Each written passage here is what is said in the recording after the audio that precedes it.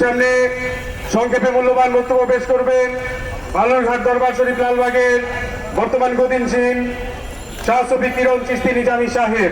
হযরতকে অতি সংক্ষেপে 3 মিনিটের মধ্যে তার বক্তব্য শেষ করার জন্য অনুরোধ জানাচ্ছি। বিসমিল্লাহির রহমানির রহিম। আমরা এখানে সবাই একত্রিত হয়েছি কি কারণে সবাই এটা জানেন।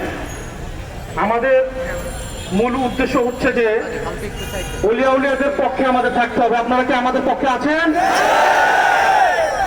আমাদের এই বাংলাদেশে যত দরবার শরীফ আছে আমরা আজকে সবাইকে আহ্বান করতে চাচ্ছি যে সবাই ভিন্ন ভিন্নভাবে বিভিন্ন জায়গায় না গিয়ে সবাই একত্রিতভাবে সবাই এক জায়গায় জোট হওয়া দরকার। আমাদের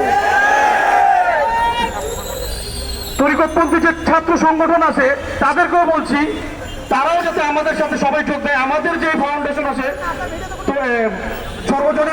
সর্বজনীন তরিকত সুফি ফাউন্ডেশন বাংলাদেশ, এটার মধ্যে যদি সবাই থাকে, সর্বজনীন বলতে বোঝায় যে বৌদ্ধ খ্রিস্টান হিন্দু মুসলমান যত জাতি আছে তারা সবাই এই ফাউন্ডেশনে যোগদান করতে পারে।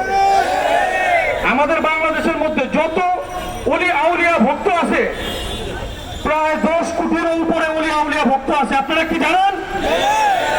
তাহলে উনারাই সংখ্যা ঘনিষ্ঠ লোক আমাদের এই 10 কোটি ভক্তদের সামনে কোনো কি টিকতে পারবে?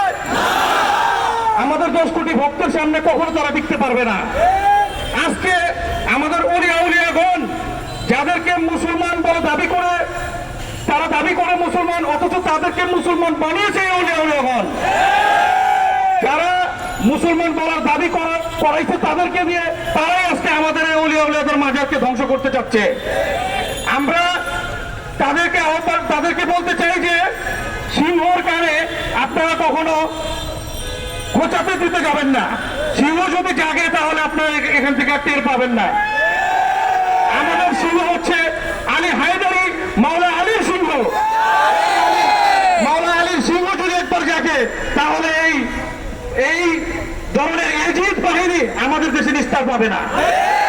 আমরা এই এজিদদেরকে প্রতিহত করার জন্য আসছি। আমরা আমাদের রাসূল পাক সাল্লাল্লাহু আলাইহি ওয়াসাল্লাম থেকে শুরু করে যত নবী রাসূল পয়গম্বরগণ আসছে তারা সবাই শান্তি প্রতিষ্ঠা করতে আসছে। আমরা সব সময় শান্তি প্রতিষ্ঠা করে চলছিলাম, অথচ আমাদের এই শান্তিকে ভঙ্গ করে দিচ্ছে তারা। তারা আমাদের এই শান্তিকে ভঙ্গ করে তারা কিভাবে শান্তিতে থাকে? আমাদের এই শান্তি যদি তারা ভঙ্গ করে তাহলে আমরাও তাদেরকে শান্তিতে থাকতে দেব না। আপনারা কি সবাই আমাদের সাথে থাকতে একমত আছেন কি? আর বেশি কিছু বলে আমার বক্তব্য দীর্ঘায়িত করবো না। এখানে অনেক পীর মাশায়েখগণ আছে যারা বক্তব্য করবেন, তারা খুব সম্মানী ব্যক্তি। আর এক ভাই বলেছে যে দেওয়ানবাগ শরীফ, উনাকে আমরা সম্মান করি, মর্যাদা দেই। বলছে যে উনি যা করছে কোনো ওলি আউলিয়াগণ বাংলার মাটিতে করতে পারে না। কোনো ওলি আউলিয়াগণকে ছোট করা যাবে না। প্রত্যেক ওলি আউলিয়াগণ যার যার দিক থেকে তারা ভিন্ন ভাবে এসেছে, কারণ তাদের দায়িত্ব যেটা ছিল তারা সেটা পালন করেছে। দেওয়ানবাগ শরীফের দায়িত্ব যেটা ছিল সেও সেটা পালন করে গেছে আমাদের বাংলাদেশে। প্রত্যেক ওলি আউলিয়াগণ যার যার দায়িত্ব শেষে তারা নিজ জায়গা থেকে পালন করেছে, কাউকে ছোট করা যাবে না।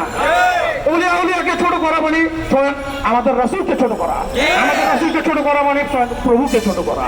তাই আমার বক্তব্য আমি দীর্ঘায়িত করবো না, শেষ করে দিচ্ছি। আমাদের এই অনুষ্ঠান শেষে আমাদের এখান থেকে আমরা সমবেত হয়ে একটা র্যালি তৈরি করব।